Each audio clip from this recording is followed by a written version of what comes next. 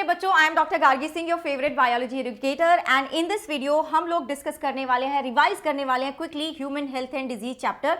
ये चैप्टर हम रिवाइज करेंगे with the help of my two page notes जो आपको मेरे टेलीग्राम पे मिल जाएंगे, जो कि है t.me/Dr. Gargi Singh। ठीक है, गूगल पे ये एग्जैक्टली यही वाला एड्रेस टाइप करोगे तो सबसे पहले जो रिजल्ट आएगा वो मेरा टेलीग्राम है, उसको ज्वाइन कर लेना। एंड एक और चीज बच्चे की आज 2 बजे इसी चैनल पे मैं एक बहुत इंपॉर्टेंट लाइव सेशन लेने वाली हूँ, जहां पे मैं बायो के सारे मोस्ट रिपीटेड क्वेश्चंस डिस्कस करूंगी, जहां से आप 150 मार्क्स स्कोर कर सकते हो। एंड ऑल्सो वो सेशन तो लगाना ही है आपको। ऑल्सो कल मैं 9 बजे, सुबह 9 बजे इसी चैनल पे एक और लाइव ले रही हूँ, जहां पे हम 11th करने वाले हैं, पूरी की पूरी 11th रिवाइज करेंगे एनसीईआरटी वर्ड टू वर्ड। तो वो भी आपको जरूर अटेंड करना है, क्योंकि मैंने 12th का सेशन लिया था, वो बच्चों ने बहुत पसंद करा है। वैसे ही हम 11th का भी सेशन लेने वाले हैं। तो चलो शुरू करते हैं। हेल्थ आपकी इफेक्ट होती है किससे? Genetic disorder, infection and lifestyle से। पैथोजन की बात करें तो पैथोजन क्या होता है? एक इन्फेक्शियस एजेंट है, मतलब एक ऐसा ऑर्गेनिज्म जो कि बीमारी कॉज करता है। पैरासाइट हमारे शरीर के अंदर या फिर हमारे शरीर के ऊपर रहने वाला ऑर्गेनिज्म है। डिजीज आपकी 2 तरह की होती है, इन्फेक्शियस जिसमें एड्स आ गया जो फैल सकती है, एंड नॉन इन्फेक्शन जिसमें कैंसर आ गया जो ऐसे नहीं फैलती हैं। ओके, बैक्टीरियल डिजीज की बात करें तो सबसे पहला जो हमारा डिजीज है दैट इज टाइफॉइड, जो कि कॉज करता है सैल्मोनेला टाइफी। कंटामिनेटेड फूड और वाटर से होता है, ठीक है, जिसको हम फीको ओरल राउट भी बोल सकते हैं। इसमें क्या होगा? पेन होंगे, क्रैम्प्स होंगे, सस्टेन्ड फीवर। ठीक है, मैंने इसको अलग कलर से इसलिए लिखा है क्योंकि ये बहुत इंपॉर्टेंट सिम्टम है। सस्टेन्ड फीवर रहेगा कितना? 39-40 डिग्री सेल्सियस। ओके, इंटेस्टाइन में परफोरेशंस हो जाएंगे, बिकॉज इतना ज्यादा ये बैक्टीरिया ग्रो करके है कि इंटेस्टाइन में परफोरेशन हो गए हैं। डायग्नोस्टिक टेस्ट क्या है? Widal test. एंड यहाँ पे हम एक कुक थी मैरी मेलन, जिन्होंने बहुत सारे लोगों को टाइफाइड करा दिया था, उनकी बात करते हैं, जिनको हम टाइफाइड मैरी बोलते हैं। क्लोरेला बोल रही हूँ, कॉलेरा की बात करूँ तो विब्रियो कॉलेरा इसको कॉज करता है। ठीक है, ये भी गंदा खाना और गंदे पानी से ही होता है। इसमें बेटा जी जो सिम्टम है दैट इज डायरिया। डायरिया कैसा है? राइस वाटर फीसिस है। निमोनिया की बात करें तो निमोनिया कॉज करता है कौन? Streptococcus pneumoniae and haemophilus influenzae. आप देखो, याद रखो, इन्फ्लुएंजा कॉज करने वाला वायरस होता है एंड निमोनिया को कॉज कर रहा है हीमोफिलस इन्फ्लुएंजा, ये याद रखना। ओके, इसका कैसा है? ड्रॉपलेट इन्फेक्शन है, छींकने से, खांसने से होगा। यहाँ पे हमारी जो एल्विलाई हैं उसमें वो फ्लूइड फिल्ड हो जाती हैं। फीवर, चिल्स, कफ, हेडेक, ये इसके सिम्टम्स है। और सबसे इंपॉर्टेंट सिम्टम है जब बहुत ज्यादा सिवियर हो जाए तो lips and nails grey to blue हो जाते हैं। ओके बच्चों, अगला देखो वायरल डिजीज। उसमें सबसे ज्यादा मतलब कॉमन है तुम्हारा कॉमन कोल्ड, और यही है जो थोड़ा सा डिस्कस करा हुआ है तुम्हारी एनसीईआरटी में, which is caused by rhino virus. Infect करेगा किसको? नोज को एंड रेस्पिरेटरी पैसेज को, लंग्स को इन्फेक्ट नहीं करता। ठीक है, ये भी कैसे फैलता है? खांसने से, छींकने से। तो this is also droplet infection. और जो दूसरी बीमारियां हैं जो कि वायरस से होती हैं वो क्या है? डेंगू, चिकनगुनिया, ये दोनों का जो वेक्टर है दैट इज एडीज मस्कीटो। ठीक है, डेंगू वायरस से डेंगू होता है, चिकनगुनिया वायरस से चिकनगुनिया होता है, small pox, chicken pox, measle, rabies, mump, polio, hepatitis B and influenza are your viral disease. Helminthic disease की बात करें तो सबसे पहले हम एस्कैरिसिस की बात करते हैं। एस्कैरिस का कॉज करता है, एंड ये हमारी इंटेस्टाइन के अंदर, कौन सी? स्मॉल या लार्ज? तो स्मॉल के अंदर, ठीक है, आपको मिलेगा। एस्कैरिस स्मॉल इंटेस्टाइन को इन्फेक्ट करेगा। ये भी कैसे फैल रहा है? गंदा खाना, गंदा पानी, जो कि इसके एग से इन्फेक्टेड है। एस्कैरिक्स के एग से इन्फेक्टेड है। यहाँ पे क्या होगा? इतना ज्यादा ये भर चुका है हमारे इंटेस्टाइन में कि इंटेस्टाइनल ब्लीडिंग होगी, ब्लॉकेज हो जाएगा। दूसरा जो यहाँ पे एग्जाम्पल है दैट इज फिलेरियासिस या फिर elephantiasis, which is also known as hathi paon. ठीक है, इसको कौन कॉज करता है? वुचरेरिया ब्रैंकोफ्टाई एंड वुचरेरिया मलाई। ठीक है, जिसको हम फिलेरियल वॉर्म भी बोल सकते हैं। अब यहाँ क्या होता है? यहाँ पे ब्लॉकेज हो जाता है लिम्फ वेसल्स का। ठीक है, उसकी वजह से इन्फ्लेमेशन हो गया, लोअर, मोस्टली लोअर पार्ट का हो जाता है, जैसे कि जो ग्रॉइन रीजन है, जेनाइटल्स ऑर्गन जो है, और लिम्स का इन्फ्लेमेशन हो जाएगा। प्रोटोजोन डिजीज की अगर हम बात करते हैं तो बच्चे यहाँ पे सबसे पहले एमीबाइसिस आपके पास आ जाएगा, जो कॉज करता है एंटामीबा हिस्टोलिटिका। अब यहाँ पे ये क्या कॉज करता है? Amoebic dysentery. लेकिन इसके क्या सिम्टम्स हैं और ये कौन से पार्ट को इन्फेक्ट करता है? That is very important. अब याद करो, एस्कैरिस स्मॉल इंटेस्टाइन को इन्फेक्ट करता था, ये लार्ज इंटेस्टाइन को अफेक्ट करता है। ठीक है, कॉन्स्टिपेशन होगा, क्रैम्प्स होंगे, इतना ज्यादा भर जाएगा कि उसकी वजह से ब्लड क्लॉट और म्यूकस हमारे स्टूल में पास होना शुरू हो जाएगा। देन बेटा जी मलेरिया। ठीक है, मलेरिया कौन कॉज करता है? प्लाज्मोडियम। कौन कौन सा? Plasmodium vivax, malariae and falciparum. Falciparum सबसे खतरनाक है क्योंकि ये कॉज करता है मैलिग्नेंट मलेरिया। अब जी जो मलेरिया कॉजिंग हमारा पैथोजन है उसके दो होस्ट होते हैं, एक हम ह्यूमन और एक मच्छर, ठीक है, एक मच्छर, एक mosquito.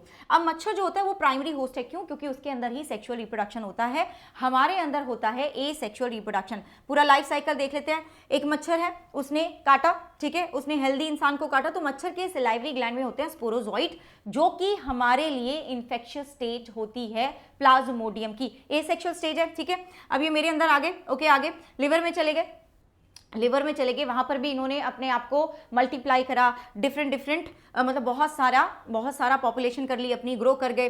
Then they move on to RBCs, RBCs के अंदर भी इन्होंने एसेक्सुअल रिप्रोडक्शन करा, ठीक है जी।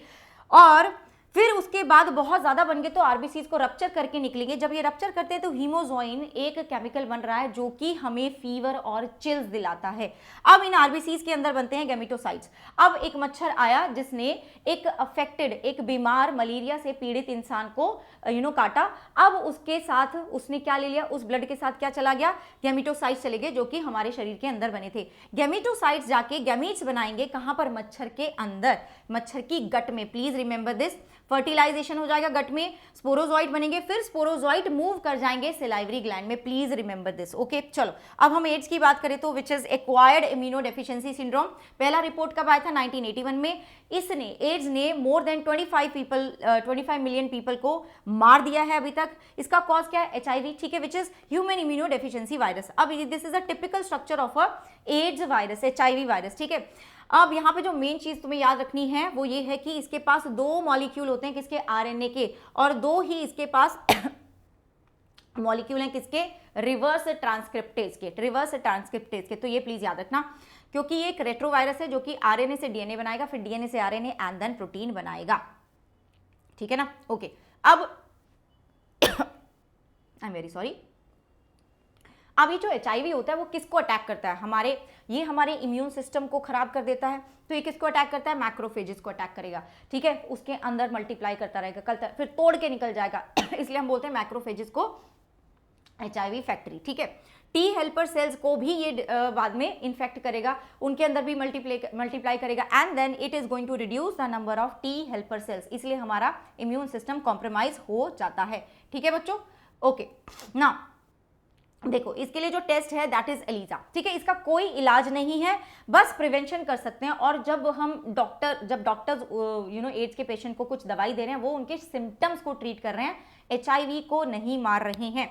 एचआईवी का इन्फेक्शन और एड्स में फर्क होता है। एचआईवी पॉजिटिव कोई जरूरी नहीं है कि उनको एड्स डेवलप हो गया हो, क्योंकि एड्स को डेवलप होने में टाइम लगता है, समय लगता है, 5 से 10 साल लग सकते हैं। ट्रांसमिशन कैसे होगा बच्चे, सेक्सुअल कॉन्टैक्ट से, बहुत सारे मल्टीपल पर्सन के साथ सेक्सुअल इंटरकोर्स अगर हो रहा है, एंड अगर सेक्सुअल कांटेक्ट हो जाए with infected person, contaminated blood, ठीक है जी, आपने ब्लड ट्रांसफ्यूजन करा लिया, इन्फेक्टेड निडल, जो लोग ड्रग अब्यूज करते हैं, इन्फेक्टेड मदर से चाइल्ड को चला जाएगा। एड्स 1 दिसंबर को होता है, NACO is national AIDS control organisation. Cancer आपका नॉन इन्फेक्शियस डिजीज है, यहाँ पे मोर देन 1 मिलियन लोगों की डेथ हो चुकी है इसकी वजह से, ठीक है।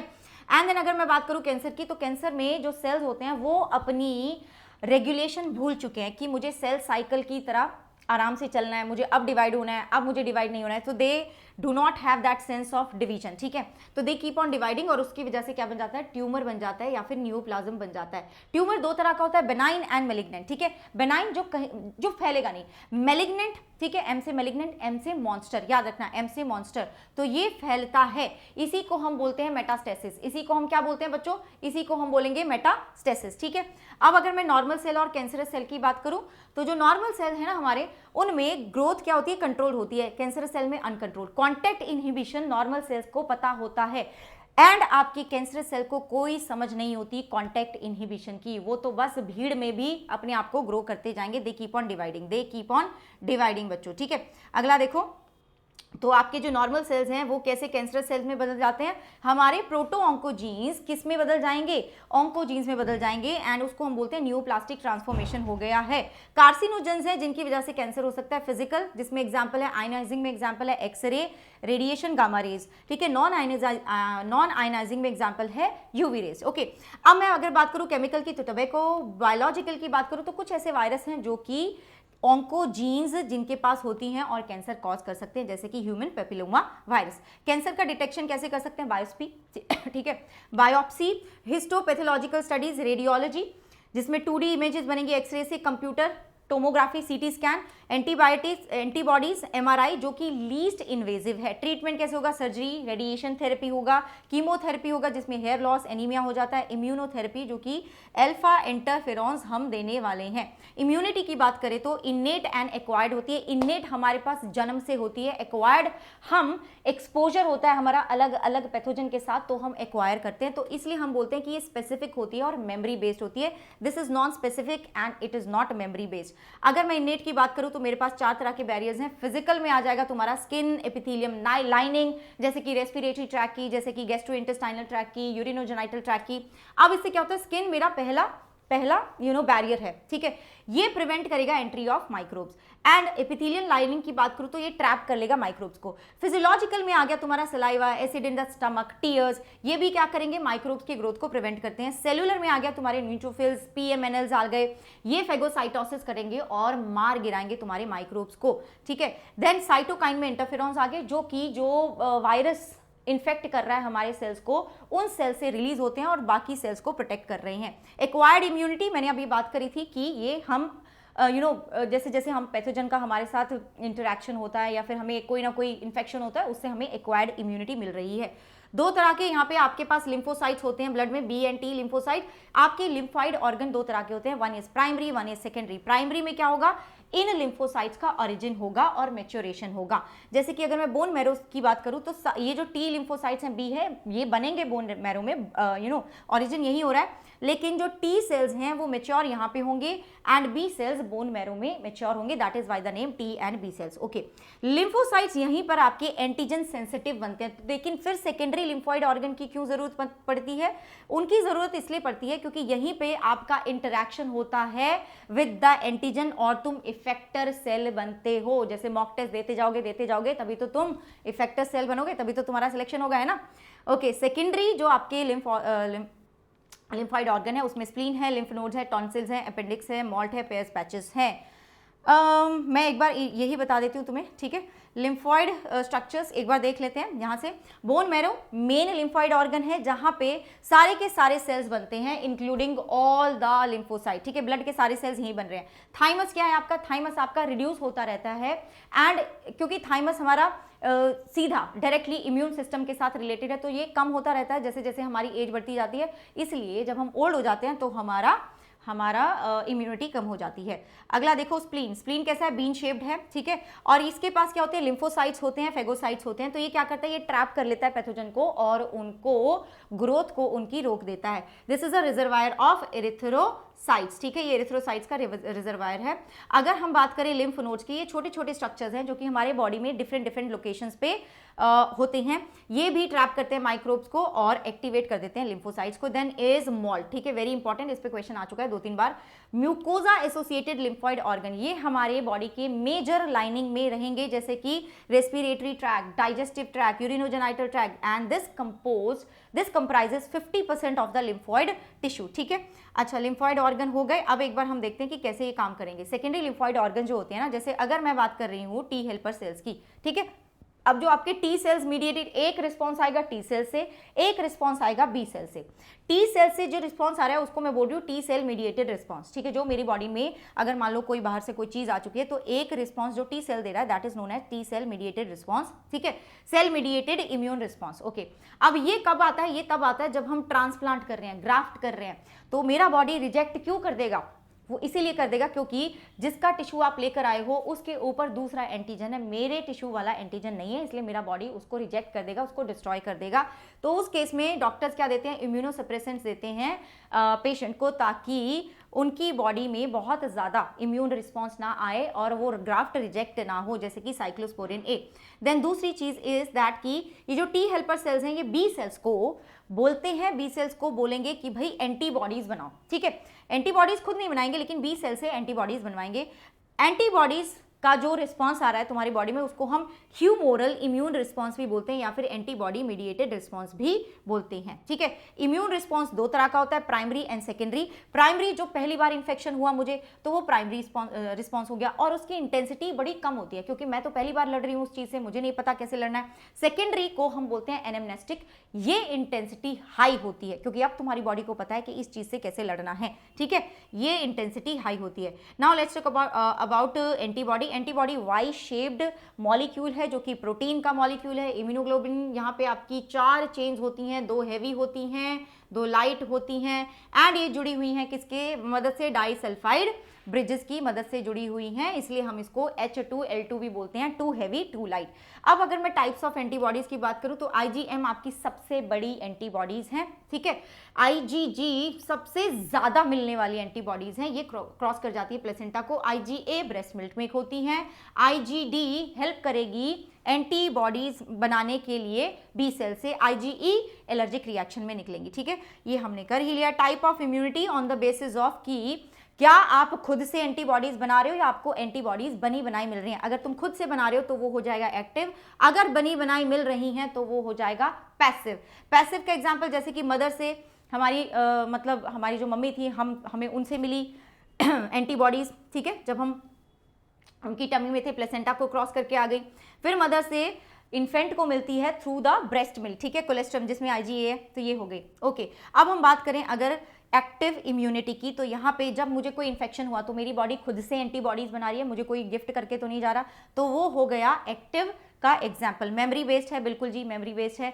नेचुरल का एग्जाम्पल है इन्फेक्शन। वैक्सीनेशन से भी मैं अपनी एंटीबॉडीज खुद बना रही हूं, लेकिन वो आर्टिफिशियल एक्टिव इम्यूनिटी का एग्जाम्पल हो गया। ठीक है, अब अगर हम बात करें इम्यूनाइजेशन, तो जो आर्टिफिशियल तरीके से मैं कर रही हूँ दैट इज इम्यूनाइजेशन। जैसे कि अगर मैं वैक्सीन लगा रही हूँ वो एक्टिव इम्यूनाइजेशन हो गया क्योंकि वहां पे मैं अपनी एंटीबॉडीज खुद बना रही हूँ। जैसे कि हेपेटाइटिस बी का वैक्सीन लगता है यीस्ट से बनाया हुआ है। जो पैसिव में क्या हो जाएगा, जब मैं खुद से, जब मुझे बनी बनाई एंटीबॉडीज मिल रही हैं, जैसे कि अगर स्नेक ने काट लिया, सांप ने काट लिया, तो यार उसको एंटीबॉडीज तो एकदम से देनी पड़ेगी, हम वेट थोड़ा ना करेंगे कि नहीं ये अपनी एंटीबॉडीज खुद बनाएंगे, नहीं। So that is an example of passive immunization. Okay, auto immunity क्या होता है, self destruction of the body cells. मेरे बॉडी के सेल्स मेरी ही सेल्स को डिस्ट्रॉय कर रही है मेरी body. For example rheumatoid arthritis, allergy, इसका जो कारण है वो हमें पता नहीं है। ठीक है जी, एलर्जी मेरे शरीर का बहुत ही ज़्यादा रिस्पॉन्स आ रहा है, एग्जैजरेटेड रिस्पॉन्स आ रहा है उन चीज़ों से भी जो कि मुझे नुकसान नहीं पहुंचाती। एलर्जेंस जैसे कि dust, pollen, mites, animal dander, मतलब जो पेट्स होते हैं उनके बाल, इसमें जो एंटीबॉडी आपकी एक्टिव होती है, काम करती है, वो है IgE टाइप। केमिकल रिलीज क्या होते हैं इसमें, हिस्टामिन, सेरोटोनिन रिलीज होता है मैस्ट सेल से, एंड इसलिए इसके ट्रीटमेंट के लिए डॉक्टर क्या देते हैं, anti histamine, adrenaline and steroids देते हैं। अब अगर हम बात करें ड्रग्स की, तो ओपियोइड्स में आपका जो रिसेप्टर होता है that is CNS and GIT। यहाँ पे जो एग्जांपल्स हैं, ये किससे मिलता है, ये पॉपी प्लांट से मिलता है, पेपरस सोमनीफेरम से। और एग्जाम्पल क्या, मॉर्फिन है, हेरोइन है, स्मैक है। ठीक है, ये क्या है, ये सेडेटिव है, डिप्रेसेंट है। अगर मैं बात करूं कैनाबिनॉइड्स की, तो ये इसका जो रिसेप्टर है वो ब्रेन में है। ये कहाँ से मिलता है, कैनबिस सटाइवा से मिलता है। इससे हमें कौन से ड्रग्स मिलते हैं, चरस, हशीश, गांजा, मैरिजुआना, ये सब मिलते हैं। ये हार्ट को अफेक्ट करता है। ठीक है, एंड ये जैसे अभी मैंने ये बताया था ना तुम्हें, ओपियोइड्स ये क्या है, डिप्रेसेंट है, सेडेटिव है, ये स्टिमुलेंट है। ठीक है, एनर्जी देगा, इसलिए ये अब्यूज करते हैं इसको स्पोर्ट्स पर्सन। स्टिमुलेंट की एक और एग्जांपल आपको कहाँ से मिलेगा, कोका प्लांट से, विच इज एरिथ्रोजाइलम कोका। ठीक है, जो कि साउथ अमेरिका का नेटिव है। इसका भी जो आपका रिसेप्टर है वो CNS में है, एंड इससे हमें जो ड्रग्स मिलते हैं वो है कोकेन, कोका, क्रैक या कोक। ठीक है जी, इसी का नाम है।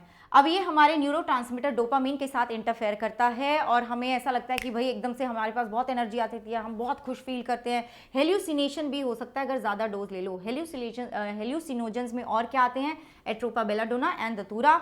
अदर ड्रग्स में आपके सिंथेटिक ड्रग्स में आ जाएंगे बार्बिटूरेट्स, बेंजोडायज़ेपिन्स एंड एम्फेटामिन्स। ये पेशेंट्स को दिए जाते हैं जिनको नींद नहीं आती, जिनको डिप्रेशन है। ठीक है, स्मोकिंग, टबैको, इसके अंदर क्या केमिकल होता है, निकोटीन होता है, एंड इसकी वजह से ये एड्रेनालिन को, ये आपके एड्रिनल ग्लैंड को स्टिमुलेट करता है कि एड्रेनालिन एंड नॉर एड्रेनालिन को सिक्रीट करवाओ। ठीक है, एंड इसकी वजह से स्मोकिंग की वजह से आपकी बॉडी में कार्बन मोनोऑक्साइड का जो कॉन्सेंट्रेशन है वो बढ़ जाएगा एंड ऑक्सीजन का कम हो जाएगा, सर्कुलेटरी सिस्टम, हार्ट रेट ज़्यादा हो जाएगा, bronchitis, emphysema, coronary heart disease, gastric cancer, इस सब की आपको प्रॉब्लम हो सकती है। एडिक्शन की बात करें तो एडिक्शन क्या है, ऐसा आपकी बॉडी इस तरह की चीज़ें आपको बताती है कि अगर तुमने ड्रग को कंज्यूम नहीं करा तो फिर तुम्हें बहुत प्रॉब्लम हो जाएगी। तो ये साइकोलॉजिकल जो अटैचमेंट है दैट इज एडिक्शन।